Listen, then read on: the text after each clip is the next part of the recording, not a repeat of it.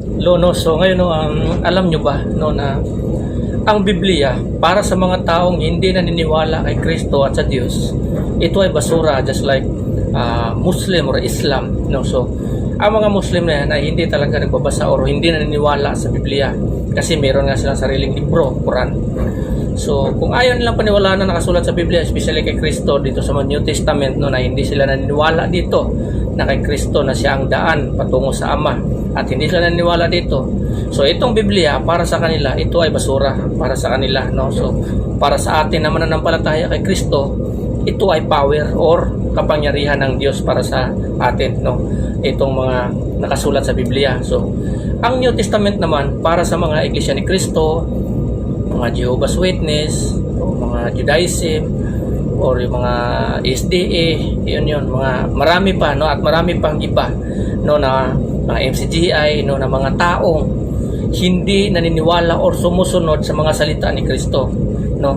So may marami nagsasabi, may mga ano dito na naniniwala sila kay Kristo ngunit hindi naman talaga namumuhay sa salita dito. So may mga nakasulat dito sa Biblia na hindi nila panipaniwalaan at iba ang kanilang sinusunod, no? So para sa kanila itong Biblia or New Testament ito is hindi nila binabasa or pinapansin, especially sa mga IEC at saka Judaism, no? So mga nakasulat yan sa New Testament sa mga Kristo at saka mga apostoles ay hindi talaga nila pinipaniwalaan yan, no? So baliwala yan sa kanila, kumbaga nagiging basura yan, no? So walang kabuluhan yan sa kanila at hindi nila tinatanggap ang mga teaching dyan, no? Ang mga salita or mga pangaral or mga nakasulat sa Biblia, especially kay Kristo, no? So itong mga taong ito ay nagiging talaga tong tinik, no? Nagiging itong tinik, no, sa kanilang mga lalamunan, no? Sila lang ang mabibitag sa sarili nilang mga takbo ng maling pag-iisip, no? So isipin mo, ni-research ko yan dito sa Meta, no, sa Meta AI, kung gaano nga ba kainit ang impyerno, no? So gaano nga ba kainit ang impyerno? Ang sinabi dito sa Biblia, ang apoy kasi doon ay hindi na mamatay, no? So ang doon na search ko kung gaano kainit ang impyerno, ganito ganyan. So kung ang init ng araw parang, ayun ko, nakalimutan ko, parang nasa, siguro pagpalagay natin, no, nasa 5,000 degrees plus Celsius, no? So mga ganon siguro. So kung ang impyerno mas mainit pa daw kaysa doon sa araw na more than or more and more, no? Sulfur yan, is sulfur, no? So isipin mo, malalaglag ka doon, no? Sa ipagpalagay na lang natin na 5,000 degrees Celsius above or more than panyan. Isipin mo, mababagsak ka doon sa maling paniniwala na sinusunod mo. Ang kasulatan nagsasabi na tao walang kamatayan. Ang mamamatay sa atin dito ang katawan. Pagkatapos nito, yung kaluluwa natin, yung mapaparusahan doon, masusunog ka doon sa impyerno. Ayon doon sa kasulatan na magnanangis ang kanilang mga ngipin. Masusunog tayo at may mga uod na kakain sa atin at mga uod na hindi namamatay. Isipin mo, susunugin ka sa mga apoy na yan na 5,000 degrees Celsius or more. Susunugin ka tapos hindi ka namamatay. Yung araw, paglapit mo yan, sigurado disappear ka yan. Seconds lang o wala pang segundo, siguro disappear ka na agad. Pero dito sa impyerno, mas mainit pa kaysa sa araw. Anong mangyayari sa iyo? Imagine, no? Na dito sa mundong ito, ang maling desisyon mo at maling paniniwala mo ang siyang magtutulak sa iyo at magpapahamak sa iyo doon sa pagdating ng pangalawang buhay. No, isipin mo, imagine, no? Isipin mo ng ganun, no? Hindi ka mamamatay doon, susunugin ka araw-araw, day after day, hours and minutes and seconds. Dito sa kasulatan, dito sa Biblia, kung iintindihin mo dito sa Biblia, aside from Christ, we are nothing and we are useless. Maliban kay Kristo, we are useless in nothing. No, so klaro po 'yon. So kung intindihin natin doon